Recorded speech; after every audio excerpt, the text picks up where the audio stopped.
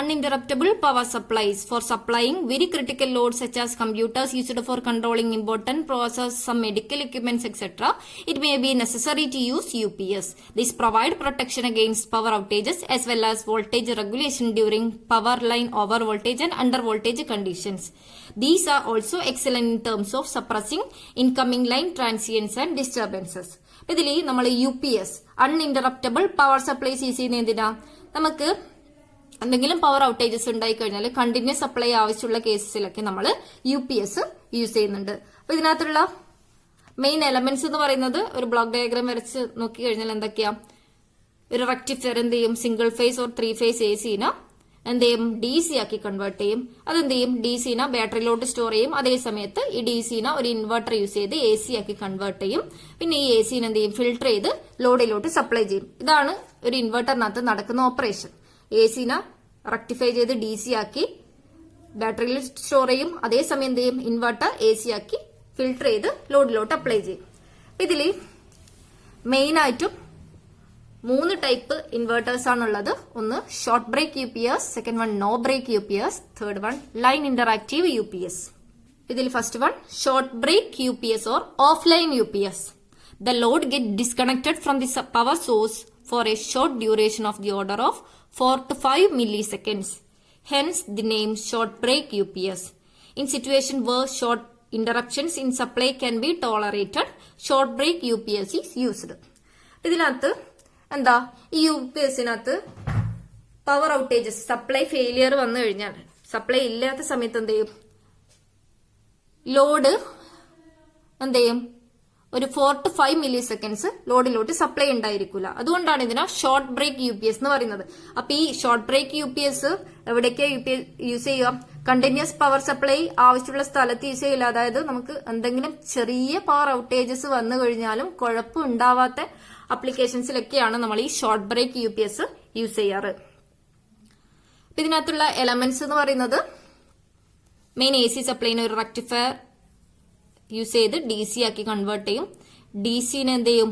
Invert ചെയ്ത് AC ആക്കി filter ചെയ്ത് നോർമലി ഓഫ് സ്വിച്ച് വഴി ക്രിട്ടിക്കൽ ലോഡിലോട്ട് അപ്ലൈ ചെയ്യും. അതേസമയം ബാറ്ററി എന്ത് ചെയ്യും?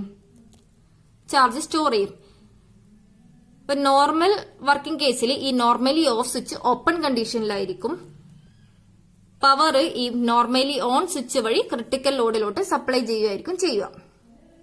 അതായത് പവർ ഫെയിലിയർ ഒന്നും ഇല്ലാത്ത സമയത്ത് എങ്ങനെയാ വർക്കിംഗ് എന്ന് വെച്ചാൽ മെയിൻ സപ്ലൈന്ന് ലോഡിലോട്ട് ഈ നോർമലി ഓൺ സ്വിച്ച് വഴി സപ്ലൈ ചെയ്യും. അതേസമയം എന്ത് ചെയ്യും? ഈ റെക്ടിഫയർ DC ആക്കി കൺവേർട്ട് ചെയ്ത് ബാറ്ററിയിലോട്ട് സ്റ്റോർ ചെയ്യും. ഇനി എന്തെങ്കിലും സപ്ലൈ ഫെയിലിയർ വന്നു കഴിഞ്ഞാൽ എന്ത് ചെയ്യും? ഈ നോർമലി ഓഫ് സ്വിച്ച് ഓൺ ചെയ്യും. അപ്പൊ എന്ത് ചെയ്യും? ഈ ബാറ്ററിയിലോട്ട് സ്റ്റോർ ചെയ്ത ചാർജ് ഇൻവെർട്ടർ AC ആക്കി കൺവേർട്ട് ചെയ്ത് ഫിൽട്ടർ ചെയ്ത് നോർമലി ഓഫ് സ്വിച്ച് വഴി ലോഡിലോട്ട് സപ്ലൈ ചെയ്യും. അപ്പൊ ഇതിനകത്ത് എന്താ? ചെറിയൊരു 4 to 5 milliseconds ഈ സപ്ലൈ റിക്കവറി ചെയ്യാൻ വേണ്ടി ടൈം എടുക്കും. അതുകൊണ്ടാണ് ഇതിനെ ഷോർട്ട് ബ്രേക്ക് UPS എന്ന് പറയുന്നത്. In this system, main AC supply is rectified to DC. This output from rectifier charges the batteries and is converted to AC by an inverter. After passing through filter, AC can be delivered to load in case of normally off contactor closed. Under normal circumstances, normally off contactor open and normally on contactor closed, and the main supply delivers AC power to load through normally on switch. At the same time, the rectifier supplies continuous trickle charge to the batteries, keep them fully charged. ഈ സമയത്ത് എന്താ? Normal working കണ്ടീഷനിൽ main supply എന്ത് ചെയ്യും? ഈ normally on switch വഴി critical ലോഡിലോട്ട് supply ചെയ്യും. അതേ സമയത്ത് ഈ ബാറ്ററി ട്രിക്കിൾ ചാർജിങ് എന്ന് വെച്ചാൽ ലോ കറന്റിൽ കുറെ സമയത്ത് മെല്ലെ മെല്ലെ എന്ത് ചെയ്യും? ബാറ്ററിനെ ചാർജ് ചെയ്യുന്ന പ്രോസസ്സ്. അപ്പൊ നമ്മൾ നോർമൽ സർക്കംസ്റ്റാൻസസ്, അതായത് സപ്ലൈ ഉള്ള സമയത്ത് ഈ നോർമലി ഓൺ സ്വിച്ച് വഴി ക്രിട്ടിക്കൽ ലോഡിലോട്ട് സപ്ലൈ ചെയ്യും. അതേസമയം റെക്ടിഫയർ എന്ത് ചെയ്യും? DC ആക്കി കൺവേർട്ട് ചെയ്ത് ഈ ബാറ്ററിയിലോട്ട് മെല്ലെ മെല്ലെ ചാർജ് ചെയ്യും. അതായത് നമ്മൾ ബാറ്ററിനെ എപ്പോഴും ഫുള്ളി ചാർജഡ് ആയിട്ട് മെയിൻറ്റെയിൻ ചെയ്യും.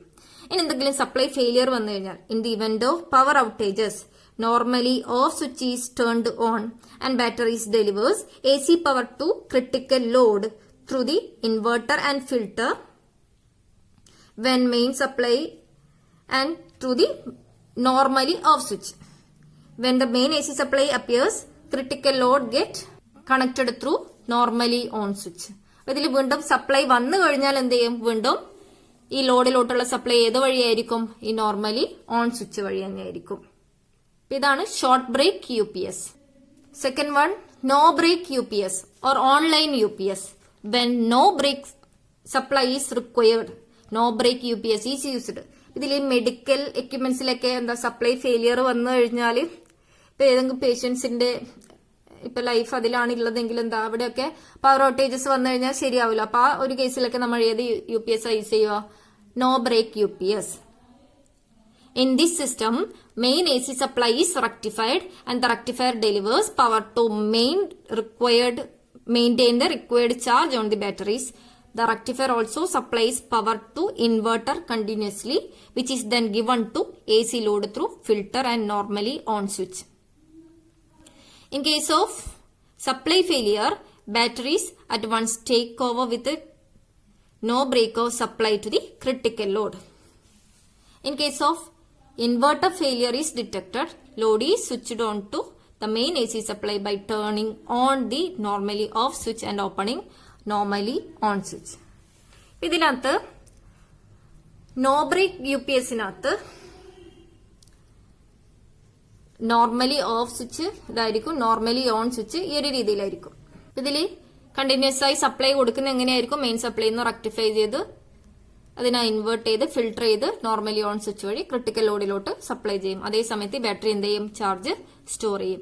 ഇനി അഥവാ എന്തെങ്കിലും ഇൻവെർട്ടറിൽ ഫെയിലിയർ ആയിട്ട് വന്നു കഴിഞ്ഞാൽ എന്ത് ചെയ്യും, മെയിൻ സപ്ലൈ നിന്ന് നേരെ ഈ നോർമലി ഓഫ് സ്വിച്ച് ഓൺ ചെയ്ത് ക്രിട്ടിക്കൽ ലോഡിലോട്ട് സപ്ലൈ പ്രൊവൈഡ് ചെയ്യും. ഇങ്ങനെയാണ് ഈ നോ ബ്രേക്ക് UPSനകത്ത് functioning. Then line interactive UPS. Typical configuration of a line interactive UPS is shown in figure. Under normal condition, the AC supply is fed to the load and the bidirectional converter acts as rectifier and battery gets charged. The series inductor eliminates harmonics in the input current. When power outages occurs or input voltage falls outside the limits, the system goes to bypass mode. In this mode, bidirectional converter operates as AC to DC inverter and supplies power to the load from the battery set. The static switch disconnects the AC line in order to prevent feedback from the inverter. ഇതാണ് line interactive UPS. ഇതിനകത്ത് ഒരു main AC supply, ഒരു static switch, അതേപോലെ series inductor, load, അതേപോലെ ഒരു bidirectional AC to DC converter ഉണ്ട്, battery bank. ഇത്രയാണ് ഒരു ലൈൻ ഇന്ററാക്റ്റീവ് UPSനകത്തുള്ള എലമെന്റ്സ്. ഒരു static switch, series inductor, bidirectional AC to DC converter, battery bank. ഇതിൽ നോർമൽ കണ്ടീഷനിൽ എന്താ ചെയ്യുക, മെയിൻ AC സപ്ലൈ ഈ സീരീസ് ഇൻഡക്ടർ വഴി ലോഡിലോട്ട് സപ്ലൈ ചെയ്യും. അതേസമയത്ത് ഈ ബൈഡയറക്ഷണൽ കൺവേർട്ടർ എന്തായിട്ട് ആക്ട് ചെയ്യും, ഒരു റെക്ടിഫയർ ആക്ട് ചെയ്യും. എന്ത് ചെയ്യും, റെക്ടിഫൈ ചെയ്ത വോൾട്ടേജ് ഈ ബാറ്ററിയിലോട്ട് സ്റ്റോർ ചെയ്യും. അതേപോലെ ഈ സീരീസ് ഇൻഡക്ടർ ഇൻപുട്ടിലുള്ള ഹാർമോണിക്സിനൊക്കെ എലിമിനേറ്റ് ചെയ്ത് ലോഡിലോട്ട് സപ്ലൈ ചെയ്യും. ഇനി എന്തെങ്കിലും സപ്ലൈ ഫെയിലിയർ വന്നു കഴിഞ്ഞാൽ എന്ത് ചെയ്യും, ഈ ബൈഡയറക്ഷണൽ കൺവേർട്ടർ എന്താ ഒരു ഇൻവെർട്ടർ പോലെ വർക്ക് ചെയ്യും. അപ്പൊ എന്ത് ചെയ്യും, ഈ ബാറ്ററി ബാങ്കിലുള്ള DCനെ AC ആക്കി കൺവേർട്ട് ചെയ്ത് ലോഡിലോട്ട് സപ്ലൈ ചെയ്യും. അതേസമയത്ത് ഈ സ്റ്റാറ്റിക് സ്വിച്ച് ഓപ്പൺ കണ്ടീഷനിലോട്ട് ചേഞ്ച് ചെയ്യും. എന്തുകൊണ്ടാ, ഫീഡ്ബാക്ക് ഫ്രം ഇൻവെർട്ടർ ഒഴിവാക്കാൻ വേണ്ടി ഈ സ്റ്റാറ്റിക് സ്വിച്ച് ഓപ്പൺ കണ്ടീഷനിലോട്ട് ചേഞ്ച് ചെയ്യും. ഇതിന്റെ മെയിൻ അഡ്വാൻറ്റേജസ് പറയുന്നത് ഇതിൽ സിമ്പിൾ ഡിസൈൻ ആണ്, ഹയർ റിലയബിലിറ്റി ഉണ്ട്, ലോ കോസ്റ്റ്, അതേപോലെ ഹാർമോണിക് എലിമിനേഷനും കൂടുതലാണ്. ഇതിൽ ഇൻപുട്ടിൽ ഫിൽട്ടർ യൂസ് ചെയ്യുന്നതുകൊണ്ട് തന്നെ നമുക്ക് റിപ്പിൾസിനൊക്കെ മാക്സിമം ഒഴിവാക്കാൻ വേണ്ടി പറ്റും.